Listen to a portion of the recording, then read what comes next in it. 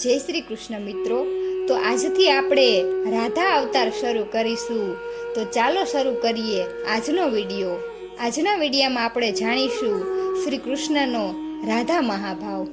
દ્વારકાધીશ ભગવાન શ્રી કૃષ્ણનું અવતાર કાર્ય પૂરું થવા આડે માંડ થોડો સમય બાકી રહ્યો હતો. માનવ દેહધારી પૂર્ણ પુરુષોત્તમ પ્રભુ લગભગ 9 દાયકાની આયુષ્ય અવધિ પસાર કરી ચૂક્યા હતા. તેમના શરીરની સ્વચ્છતા તેમજ શક્તિ, સ્ફૂર્તિ અને ઉત્સાહ તો હજી એવા ને એવા અણનમ ને અપ્રીતમ રહ્યા હતા. કિંતુ શ્યામ સુંદરના અત્યંત નિકટના સ્વજનોમાં અંદરખાને એવી આશંકા જન્મી ચૂકી હતી કે માનો ન માનો, યાદવેન્દ્ર શ્રી કૃષ્ણના મનમાં શાંતિ નથી, ચેન નથી, પ્રસન્નતા નથી. એમના ચિત્ત પ્રદેશમાં કોઈ અસહ્ય અને અકલ્પ્ય ઉથલપાથલ ચાલી રહી છે. ગમે તે કારણ હોય, પણ ભગવાન ભીતરથી ખૂબ જ વ્યથિત ને ચિંતાગ્રસ્ત છે. આમ તો પહેલેથી જ નંદકિશોર ખૂબ ચાલાક, ચતુર અને નટખટ હતા, એટલે અન્યની હાજરીમાં તો કોઈને અણસારો સુદ્ધાય આવવા દેતા નહીં કે પોતાના હૃદયમાં શી મનોવ્યથા ચાલી રહી છે.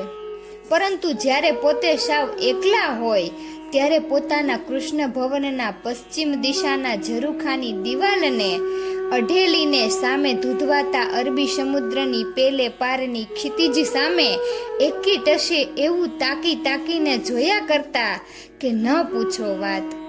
અને ત્યારે એમના સદા સર્વદા સ્મિત રેલાવતા પેલા મોહક મુખારવિંદની રમણીય આભા પર ન કળી શકાય એવી કોઈ ઉદાસી અને ન ઉકેલી શકાય એવો એક અજંપો છવાઈ જતો હતો.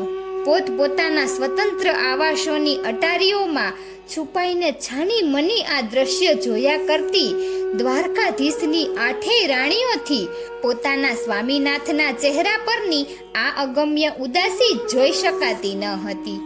પરંતુ હવે તો ખુદ રૂકમણીને હિંમત નથી ચાલતી કે જઈને પ્રાણનાથને પૂછે કે પ્રભુ, આપને શું થાય છે? અને એટલે બીજી તો કોઈ કલ્પના ન કરી શકતી એ સૌ મનમાં એવું સમજીને ચૂપકીદી સેવે છે કે અત્યારે યાદવોમાં માહે જે ચડસી અને હુંસાતુસી ચાલી રહી છે તેના આવી પડનારા દુષ્પરિણામોની ગંભીરતાથી અંતર્યામી શ્રી કૃષ્ણ ચિંતિત ને વ્યથિત રહે છે. પરંતુ જીવનભર કેવળ સાક્ષી ભાવે અનેક દુર્ઘટનાઓ, આપત્તિઓ, સંહારો અને યુદ્ધો નજરે નિહાળી ચૂકેલા અને હસતા એ બધું જીરવી પચાવીને પોતાનું અવતાર કાર્ય સફળ બનાવી રહેલા ઋષિકેશના હૃદયમાં અત્યારે શું મનોમંથન ચાલી રહ્યું છે એ તો એમના સિવાય બીજું કોણ કહી શકે. અલબત્ત એવી 2 વિશિષ્ટ વ્યક્તિઓ આ ભૂખંડ પર હતી ખરી કે બેમાંથી કોઈ પણ એક મનમોહનના ચરણ પકડીને અત્યંત લાગણીવશ થઈને જો એમ પૂછે કે કહો તો ખરા ત્રિલોકપતિ, ક્યાં ભક્ત યા ક્યાં સ્વજનના દુખે આપ આટલા દુખી થઈ રહ્યા છો? અને તો ભગવાન શ્રી કૃષ્ણ પોતાના હૈયાની વાત એમની આગળ વ્યક્ત કર્યા વિના રહી પણ ન શકે.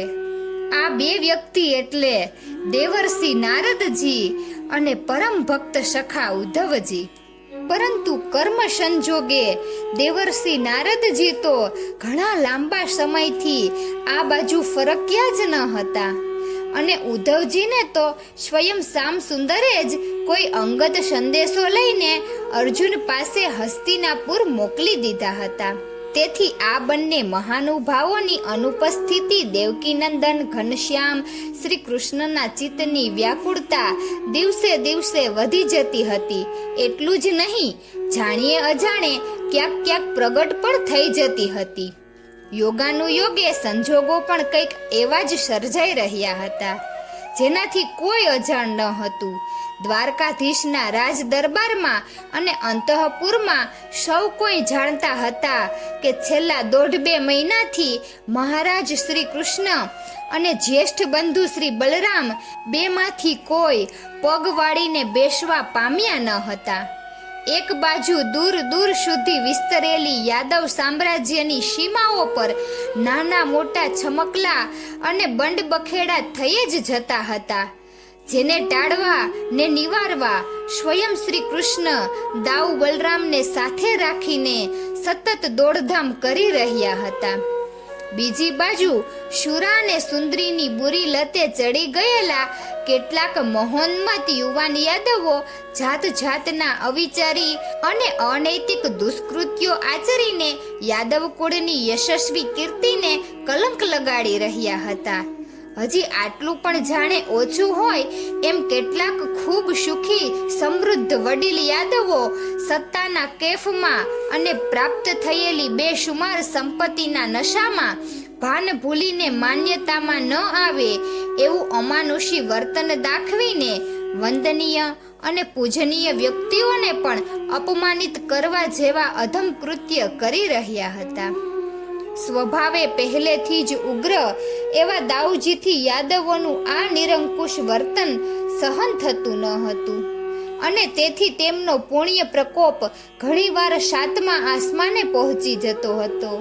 પરંતુ યોગેશ્વર શ્રી કૃષ્ણના મનની સ્વચ્છતા અને હૈયાની ધીરજ આવા પ્રસંગોથી પણ જરાય જોખમાતી ન હતી. ઉપરથી જે બનવા કાળ હોય તે તો બનીએ જ જાય છે એમ કહીને તદ્દન અનાસક્ત ભાવે તેઓ મરક મરક હસવા લાગતા ત્યારે તો સૌ કોઈ આશ્ચર્યચકિત થઈ જતા હતા. અને તો પછી યાદવેન્દ્રની પેલી આંતરિક ઉદાસી અને અગમ્ય મનોવ્યથાનું રહસ્ય શું છે તે પામવા એક બાજુ વસુદેવ, દેવકી અને રોહિણીમાં મથી રહ્યા હતા, તો બીજી બાજુ દાવજી અને પટરાણી રૂકમાણી પણ પોતપોતાની રીતે પ્રયત્નો કરી રહ્યા હતા. પરંતુ દેવયોગે હજી કોઈને સફળતા મળી ન હતી. જેમ ત્રિકાળ જ્ઞાની સહદેવ પોતાના ભ્રાતાઓ અને સતી દ્રૌપદી પર આવી પડનારી ભાવિ આપત્તિઓ અંગે પહેલેથી જ જ્ઞાત હતા, છતાં પૂછ્યા સિવાય કોઈને કશું કહી ન શકે એ અભિશાપથી મનોમન ભારે વ્યથા અને પરેશાની ભોગવીને દુખી થઈ ગયા હતા. એવું તો કશું જ અંતર્યામી અવિનાશ માટે થવું શક્ય ન હતું. પછી ભલે ને એ પોતે અગાઉથી જાણી ચૂક્યા હોય કે હવે થોડા વર્ષો બાદ આ સુવર્ણ નગરી દ્વારિકાનો સર્વનાશ થઈ જવાનો છે. યદુનંદન તો ક્યારનાય જાણતા હતા કે જે નગરીના સર્જનથી માંડી એની સર્વતોમુખી સિદ્ધિ સુધીની સાફલ્ય યાત્રાના પોતે સર્જક, સંરક્ષક અને સંવર્ધક હતા, તો એ આ બેન મૂન દ્વારિકાપુરીની સુવર્ણ રત્ન જડિત કળશોથી વિભૂષિત અસંખ્ય ગગનચુંબી ઇમારતો ઇન્દ્રપુરીને પણ ઝાંખી પાડે એવી એની દિવ્ય વૈભવયુક્ત રિદ્ધિ સિદ્ધિ, અનુપમ કલા કૌશલ્યથી કંડારેલી અલૌકિક મૂર્તિઓ વડે શોભતા એના વિશ્વવિખ્યાત દેવાલયો, સ્વર્ગીય ઉદ્યાનો અને રમણીય ઉપવનોની અવર્ણનીય શોભા, અજેય અને અભેદ ગણાતા એના કોટ કિલ્લા, બુરજ અને તોતિંગ દરવાજા, આ બધું જ કાળરૂપી સમુદ્રના ગહન પેટાળમાં સદાને માટે પોઢી જવાના છે. એટલું જ નહીં, સતી ગાંધારીના શાપ નિર્મિત ગણો કે વિધિ નિર્ણિત આ સમસ્ત યાદવ વંશનું પણ ક્યાં નામો નિશાન રહેવાનું છે. બધું જ કાળના ખપ્પરમાં સ્વાહા થઈ જવાનું છે. એ હકીકતથી અંતર્યામી ક્યાં અજ્ઞાત હતા? અરે ખુદ પોતાના દેહોત્સર્ગના પણ સ્થળ, કાળ અને કારણથી ભગવાન ક્યાં અજાણ હતા? એમને તો ઉપરથી મનમાં એક જાતનો સાત્વિક આનંદ થઈ રહ્યો હતો કે હાશ, દ્વાપર યુગનું પોતાનું અવતાર કાર્ય આખરે પરિપૂર્ણ થવા આવ્યું ખરું. અને તો પછી પેલી અગમ્ય ઉદાસી, અસામાન્ય અજંપો અને કોઈ ગહન વિચાર સૃષ્ટિમાં અવારનવાર ગરકાવ થઈ જવું, આ બધું શું છે? સાને આભારી છે? એ તો કાંઈ કહેતા કોઈથી કળી શકાતું ન હતું. બીજા બધા ભલે ગમે તે સમજે અને મનમાંની કલ્પનાઓ કરે, પરંતુ એક વાત સુનિશ્ચિત હતી કે કે યાદવ કુલભૂષણ વાસુદેવ શ્રી કૃષ્ણની આંતરિક અશાંતિ અને માનસિક અવસ્થાની સાથે ઉપરોક્ત ભાવિ દુર્ઘટનાઓ કે યાદવા સ્થળીની એંધાણીઓને કોઈ સીધો યા આડકતરો સંબંધ ન હતો. તેઓ તો આ બધાયથી સંપૂર્ણ પર હતા, નિર્લેપ અને નિર્બધ હતા. યાદવા સ્થળી રૂપી આ કુલનાશક ને વિનાશક ઘટના ચક્રના જ નથી, ખુદ પોતાના આ માનવ દેહોત્સર્ગના એ માત્ર સાક્ષી જ બની રહેવાના હતા. જે યોગેશ્વર શ્રી કૃષ્ણે કુરુક્ષેત્રની રણભૂમિ પર શોકગ્રસ્ત ધનંજયને પોતાના વિરાટ સ્વરૂપનું દર્શન કરાવીને જન્મ જન્માંતરથી ચાલ્યા આવતા જીવાત્માના જન્મ મૃત્યુમય રહસ્યનો ઘટસ્ફોટ કર્યો હોય અને જેમના મૃત્યુ પહેલેથી જ સુનિશ્ચિત થઈ ચૂકેલા છે, તેમના માટે શોક કે સંતાપ કરવો વ્યર્થ છે, એ સનાતન સત્ય સમજાવવા સ્વમુખે ગીતા રૂપી પાવન જ્ઞાન ગંગાનું અમીપાન કરાવ્યું હોય તે સર્વજ્ઞ અને સર્વવ્યાપી પરમ બ્રહ્મ પરમાત્મા પોતાના વંશજો, સ્વજનો અને પૂરજનોના અંતકાળની આગાહીઓથી વિચલિત કે વ્યથિત થાય એ કોઈ કાળે સંભવિત ન હતું. અને છતાં કંઈક એવું જરૂર હતું જેણે આ આનંદ ધન સચ્ચિદાનંદ સ્વરૂપ સર્વશક્તિમાન સુદર્શન ચક્રધારી શ્રી કૃષ્ણની નીંદ હરી લીધી હતી, ચેન ચોરી લીધું હતું અને વ્રજ હૃદયની વ્રજેન્દ્ર નંદનના હૃદયને ભીતરથી ભીંજવી પણ દીધું હતું. માનવ દેહધારી સામાન્ય જીવધારી માટે તો એવું કહેવાય છે કે જ્યારે એ વૃદ્ધાવસ્થાને આરે આવી પહોંચે છે અને એની જીવન નાવ ધીરે ધીરે મૃત્યુના કિનારા ભણી આગળ ધપતી જાય છે, ત્યારે એના મનઃચક્ષુ સમક્ષ જીવનભર પોતે ખેલેલા સંઘર્ષો, અનુભવેલી સુખદ દુઃખદ ઘટનાઓના સંસ્મરણો, સહન કરેલા આઘાત પ્રત્યાઘાતની સ્મૃતિઓ સળવળે છે. એટલું જ નહીં, પોતે બાલ્યાવસ્થાથી વૃદ્ધાવસ્થા સુધી જીવનકાળ દરમિયાન આચરેલા યાદગાર જીવન વ્યવહારો અને આદરેલી પણ અધૂરી રહી ગયેલી ઈચ્છાઓ, મહત્વકાંક્ષાઓ, આ બધું કોઈ ચલચિત્રના ગતિમંત દ્રશ્યોની જેમ તાદશ થતા હોય છે. ચાહે એ આજીવન યોદ્ધો હોય કે અઠંગ કર્મવીર, જરા વ્યથાની કે અંતકાળની આ ગતિવિધિ અને મનોગત ક્રિયા પ્રક્રિયા એને નખશીખ હચમચાવી તો મૂકે જ છે. જો એણે જીવનભર નિસ્વાર્થ ભાવે પરોપકારયુક્ત સેવા કાર્યો જ કર્યા હોય તો એ અંગેની ઘટનાઓના દ્રશ્યોથી એને સાત્વિક આનંદનો રોમાંચ થતો હોય છે. પરંતુ જો એણે છળકપટ અને વિશ્વાસઘાતથી કંઈકના જીવન બરબાદ કર્યા હોય તો એ બધી દુર્ઘટનાઓના દ્રશ્યો પ્રત્યક્ષ થતા કોઈ અજ્ઞાત ભયથી એના રૂવાટા ખડા થઈ જાય છે. વસુદેવ દેવકીના 8મા સંતાન રૂપે જન્મેલા શ્રી કૃષ્ણ જો રાજવંશી કુમાર કે માત્ર સાધારણ માનવી જ હોત તો કદાચ કિશોરાવસ્થામાં ગોકુળ ત્યજી મથુરા ગમન કર્યું તે દિવસથી માંડી આજ દિન સુધીના એમના સંઘર્ષમય સુદીર્ઘ માનવ જીવનમાં બનેલી સેંકડો ઘટનાઓની ઘટમાળે એમના ચિત્ત પ્રદેશનો ક્યારનોય કબજો લઈ લીધો હોત. પરંતુ શ્રી વિષ્ણુના 20મા અવતાર રૂપે અવની પર અવતરેલા આ જનાર્દન જગદીશ માટે એમાંનું તો કંઈ કહેતા કંઈ પણ થવું શક્ય ન હતું.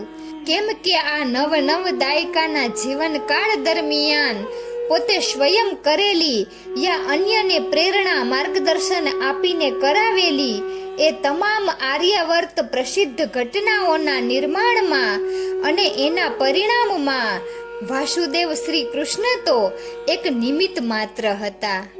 ક્યારેક વ્યવહારુ દાવપેચના અઠંગ ખેલંદા હતા તો ક્યારેક ઉપદેશક માર્ગદર્શક બનીને જોયા કરનારા માત્ર સાક્ષી હતા. ક્ષાત્ર ધર્મના પાલન અર્થે કંસવધથી કર્ણવધ સુધીની તમામ હત્યાઓમાં સ્ત્રી સન્માન અને સ્ત્રી સ્વાતંત્ર્યના રક્ષણાર્થે રૂકમણી હરણથી ઓખા હરણ સુધીની રોમાંચક કહાનીઓમાં મિત્ર ધર્મના નિભાવ અર્થે સુદામાથી સવ્યસાચી જેવા સખાઓને કરેલી સહાયમાં અન્યાય અને અધર્મને પડકારવા સારુ ગુરુ પત્નીને પુત્ર પ્રદાન કરવાથી માંડી કૃષ્ણા પાંચાલીને ચીર પ્રદાન કરવા સુધીની ચમત્કારિક ઘટનાઓમાં ધર્મ સંસ્થાપનાર્થે અને સાધુ સંતોના હિતનું સંરક્ષણ કરવા અર્થે જ્યારે પણ જરૂર પડી ત્યારે સામ દામ દંડને ભેદ અજમાવવામાં અને બીજો કોઈ માર્ગ ન રહે ત્યારે ન છૂટકે સુદર્શન ચક્ર જેવા અમોઘ દિવ્ય અસ્ત્રનો પ્રયોગ કરવામાં નમ્રતા અને વિવેકનું જ્વલંત ઉદાહરણ પ્રસ્થાપિત કરવા યુધિષ્ઠિરના રાજસૂય યજ્ઞમાં આમંત્રિત ઋષિ મુનિઓનું પાદ પ્રક્ષાલન કરવામાં ને દૂત ધર્મનું પાલન કરવા દુર્યોધનના મેવા ત્યજી ભક્ત વિદુરજીના ઘરની ભાજી આરોગવામાં સત્ય ધર્મ ન્યાય અને નીતિ જેવા માનવીય મૂલ્યોનું પુનઃ પ્રસ્થાન કરવાના શુભ હેતુથી મહાભારતના યુદ્ધમાં પાંડવ પક્ષે રહીને કુંતી પુત્રોને વિજય અપાવવાથી માંડી છેલ્લે નરકાસુર અને સુરપતિ ઇન્દ્ર જેવાનું પણ ગર્વખંડન કરવામાં આ પરમાનંદ સ્વરૂપ સૃષ્ટિ સર્જનહાર શ્રી કૃષ્ણે જે કંઈ ભોગ ભજવ્યો હતો યા લીલા માયા આચરી હતી તે બધું જ માત્ર સાક્ષી ભાવે કરેલું દિવ્ય કર્મ જ હતું. તેથી આમાંનું કાંઈ પણ આ પરમ બ્રહ્મ પરમાત્માને સ્પર્શી શકે એમ ન હતું. અને છતાં બીજી બાજુએ પણ એક નિર્વિવાદ સત્ય હતું કે દ્વારિકાના રાજમહેલમાં સુખ સમૃદ્ધિના સર્વોત્તમ સિંહાસન પર બિરાજમાન થયેલા યદુનંદન અત્યારે કંઈક એવી અકથ્ય મૂંઝવણનો ને અસહ્ય અકળામણનો સાક્ષાત્કાર કરી રહ્યા હતા કે જેનો તાગ આકાશમાંથી નિરખી રહેલા બ્રહ્મા આદિ દેવો પણ નહોતા મેળવી શકતા.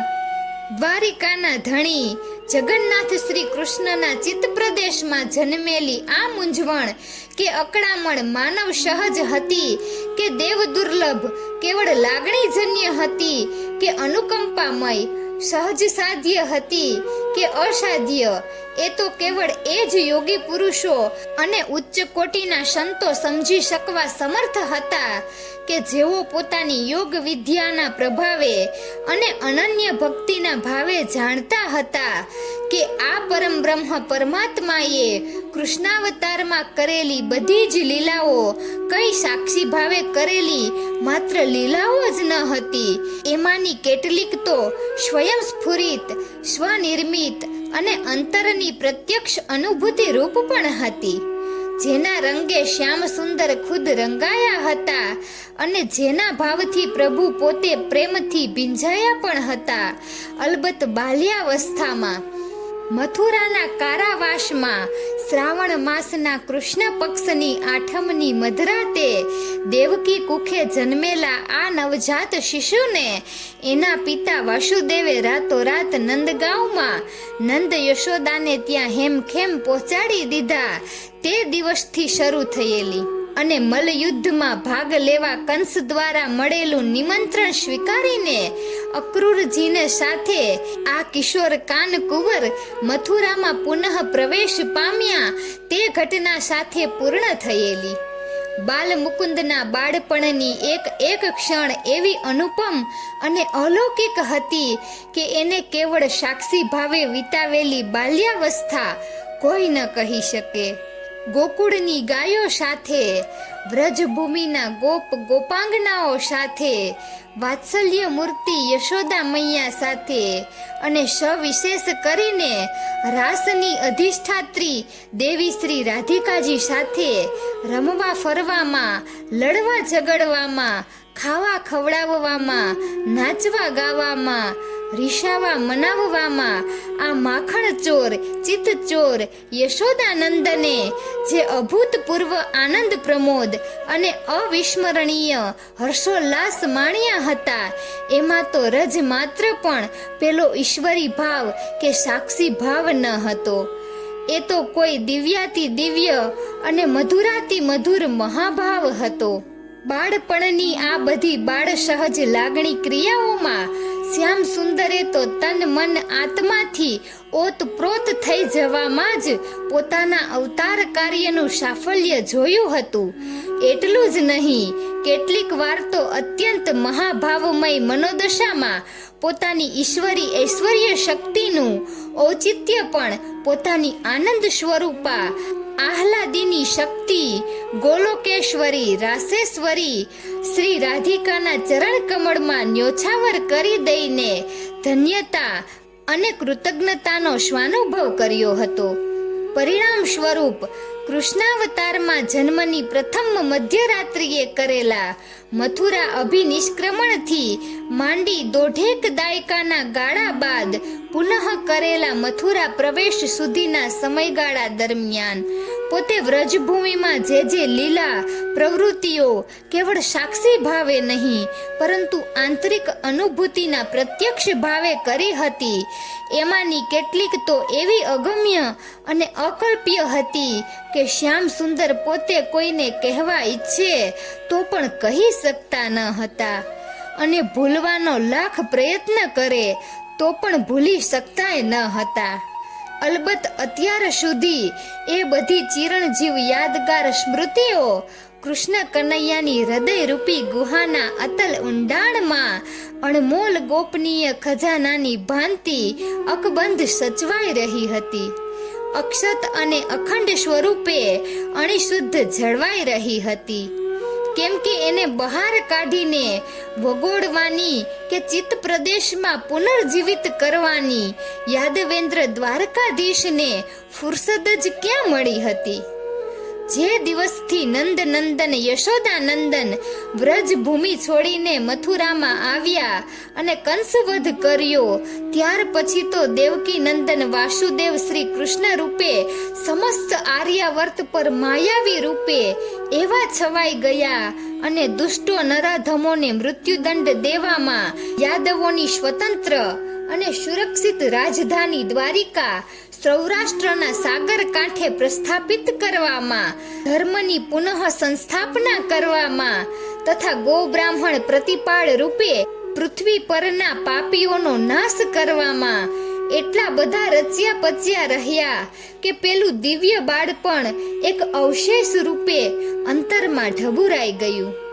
આટલું પણ અધૂરું હોય તેમ દ્વારકાધીશ મહારાજ શ્રી કૃષ્ણ તરીકેની રાજકીય ધુરા વહન કરવામાં અને અષ્ટરાણીઓના હરિયા ભર્યા સંસારની ગૃહસ્થાશ્રમની જવાબદારીઓને અદા કરવામાં એટલા બધા વ્યસ્ત અને કર્તવ્ય પરસ્ત રહ્યા કે પાણીના પ્રવાહની જેમ આટલા બધા વર્ષો ક્યાં પસાર થઈ ગયા એની સમયના સ્વામીને પણ સુરતા ના રહી. પરંતુ હવે જ્યારે નજીકના ભવિષ્યમાં આ અવતાર કાર્ય પરિપૂર્ણ થવાના શુભાશુભ સંકેતો થવા લાગ્યા અને દિવ્ય ગોલોક ધામમાં પ્રભુના પુનરાગમનની પૂર્વ તૈયારીઓ અર્થે થઈ રહેલા જયઘોષના અંતરનાદ અંતર્યામીના અંતરમાં પડઘાવા લાગ્યા, ત્યારે ગોલોકેશ્વર ભગવાન શ્રી કૃષ્ણને ગોલોકની યાદ સાથે અતૂટપણે સંકળાયેલી ગોલોકેશ્વરી શ્રી રાધા રાણીની રમણીય યાદ આવી અને હવે જેમ બને તેમ જલ્દી આ માનવ દેહનો પરિત્યાગ કરીને ગોલોક ગમન કરવા સારું પ્રભુ ઉત્કંઠિત થઈ ઉઠ્યા. અને ત્યાં એમને આકસ્મિક સ્મરણ થયું કે અત્યારે ગોલોકમાં ગોલોકેશ્વરી હૃદયેશ્વરી શ્રી રાધિકા તો છે જ ક્યાં? એ તો ગોલોક પાર્ષદ શ્રી દામાના પ્રતિશાપથી બંધાઈને આ મૃત્યુલોકની વ્રજભૂમિમાં વૃષભાણ નંદની અને કીર્તિદા કુમારી રૂપે જન્મ ધરીને મનુષ્ય યોનિમાં તમે 100 વર્ષ સુધી પ્રભુના વિરહાગ્નિમાં તડપ્યા કરશો એ શાપનું વિમોચન કરી રહ્યા છે. અને આટલું યાદ આવતા જ વર્ષોથી જે અમર સ્મૃતિ પુંજ પ્રભુના અંતઃસ્થલમાં સુષુપ્ત હતો તે સળવળ્યો, જાગૃત થયો અને અંતરના અભેદ પડદ ભેદીને શ્યામ સુંદરના દિલ દિમાગ પર એવો છવાઈ ગયો કે બસ પછી તો સૂતા બેસતા, ખાતા પીતા, હરતા ફરતા અને હર કોઈ દૈનિક ક્રિયા કરતા મુરલી મનોહર ગોપીજન વલ્લભ મધુસૂદનને વ્રજભૂમિના ગાળેલા બચપણના એ દિવસોની તીવ્ર યાદ સતાવવા લાગી. એમનું વ્યાકુળ મન રહી રહીને યમુના તટની કુંજ નિકુંજોમાં દોડી જવા લાગ્યું.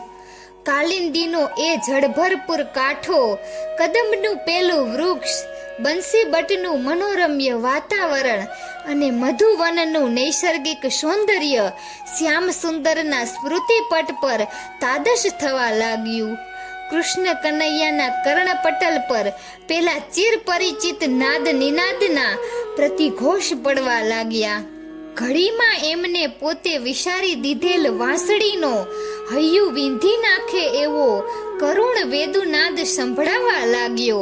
તો ઘડીકમાં ગોકુળની હિજરાતી ને ભાંભરતી ગૌમાતાઓનો કર્ણભેદન પોકાર કાને અથડાવા લાગ્યો.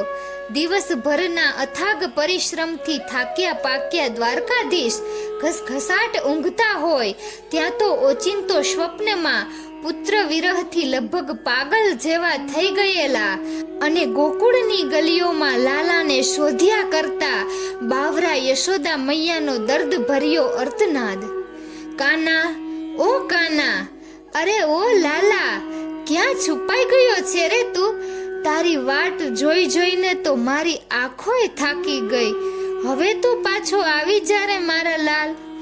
એ શબ્દો સંભળાતા મનમોહન ભર ઊંઘમાંથી ઝબકીને જાગી જવા લાગ્યા અને પછી તો અંતરના ઊંડાણને ભેદી નાખતો એક ચિત્કાર મધરાતની નીરવ શાંતિમાં અરબ સાગરના પેલા ધૂધવાતાને ઉછળતા મોજાના અવાજ સાથે ઢસડાઈને દ્વારિકાના રાજમહેલની પાષાણ દિવાલો પર પછાડો ખાવા લાગ્યો.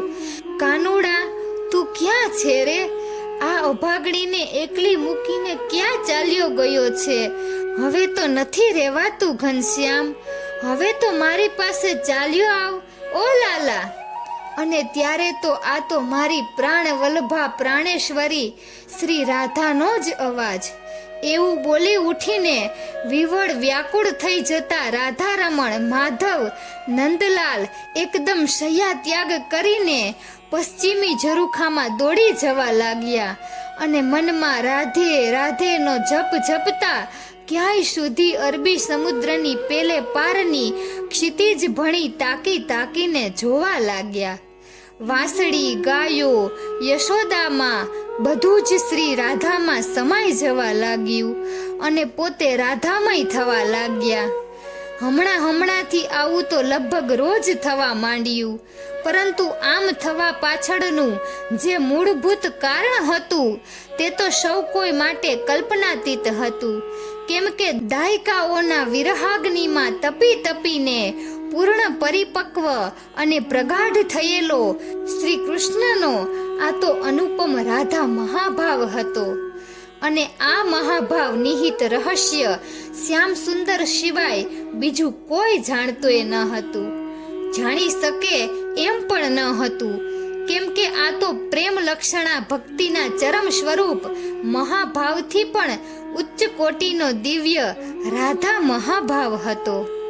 રતિ, સ્નેહ, માન, પ્રણય, રાગ, અનુરાગ અને ભાવ આ 7 સોપાન ક્રમશઃ પાર કરતા કરતા મહાભાવની પરાકાષ્ઠાએ પહોંચી ગયેલા શ્રી રાધિકાજીના પરમ ત્યાગમય ને પવિત્ર શ્રી કૃષ્ણ મહાભાવને પણ પીગળાવી દે તેવો આ તો સૃષ્ટિ નિયંતા શ્યામ સુંદરનો સાક્ષી ભાવ વિહીન શ્રી રાધા મહાભાવ હતો.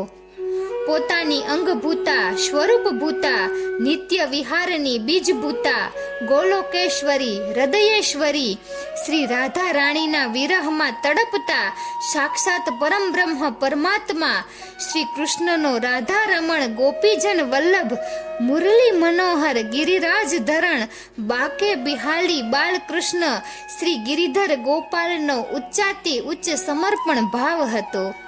રામાવતારમાં મહારાણી સીતાનો ત્યાગ કર્યા પછી રાજા રામે શેષ મહાજીવનમાં તમામ વર્ષો દરમિયાન જે દિવ્ય સીતા મહાભાવ અયોધ્યાના રાજમહેલના રાત દિવસ તડપી તડપીને માણ્યો હતો તેને ક્યાંય ટપી જાય એવો અભૂતપૂર્વ અનન્ય અને અનિર્વાચ્ય શ્રી રાધા મહાભાવ હવે કૃષ્ણાવતારની સમાપ્તિ ટાણે દ્વારિકાના રાજમહેલમાં દેહોત્સર્ગની અંતિમ ક્ષણ સુધી અવિરતપણે માણવા દ્વારકાધીશ મહારાજ શ્રી કૃષ્ણ લાલાયિત થઈ ઉઠ્યા હતા.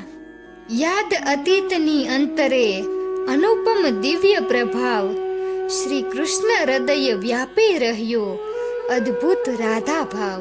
તો મિત્રો, અહીં શ્રી કૃષ્ણનો રાધા મહાભાવ પૂર્ણ થાય છે અને આવતા વિડીયોમાં આપણે જોઈશું શ્રી શ્યામ સુંદરની સ્વપ્ન લીલા. મિત્રો, જો તમને અમારો વિડીયો પસંદ આવ્યો હોય તો વિડીયોને લાઈક અને શેર કરજો અને અમારી ચેનલને સબસ્ક્રાઈબ કરજો. વિડીયો અંત સુધી જોવા બદલ ખૂબ ખૂબ આભાર. જય શ્રી કૃષ્ણ. રાધે રાધે.